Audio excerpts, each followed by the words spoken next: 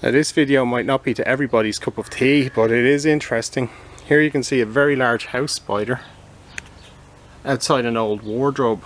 It had spun this web here all the way around, and something enticed it to come up. And if you look closely, you'll see it's not a spider. The spider's dead. One of the spiders is dead. Look behind it.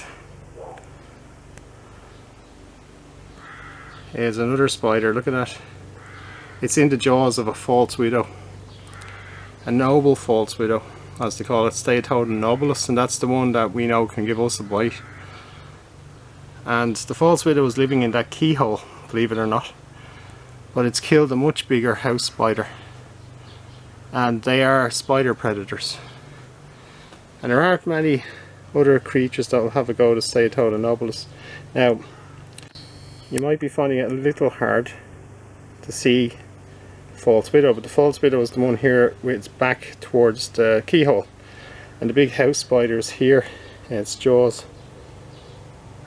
So you can actually see the back of the false widow.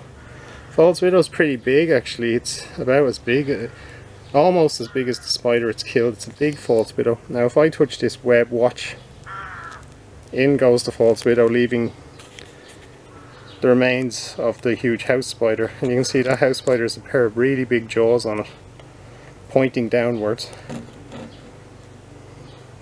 Now the false widow will probably come out. That spider was a lot bigger when I saw it a few minutes ago. The false widow had come out again and was feeding on it. You'll see the legs appear now at the keyhole doors. Remember, that's only a keyhole. It's not a small keyhole though. But when I pull it back a little bit, false widow will probably reappear, and maybe not. Might be very wary. Birds eat all of these spiders if they can. False widows are very good at staying out of the way of birds. House spiders, I've seen robins coming out of here with gigantic house spiders, but house spiders are the huge spiders that scare us in autumn, scare a lot of people when they come into the houses. But it's important to remember, house spiders are entirely native. False widows are new, and we do wonder whether or not they'll have a bad effect on our native species or not. Still remains to be seen. And you can see now that the false widow, her legs are outside. That's a female, and she's just seeing, is there anybody still there to cause trouble, before coming out to finish feeding on her prey. She's a big false widow. That's about as big as they get. And that house spider is actually not as big as they get. They can get bigger. But that's a decent sized house spider now. That would scare you, rattle you if you found it. And it would have been a lot bigger, I'd say, when it was alive. It's been drained of its juices by the vampire.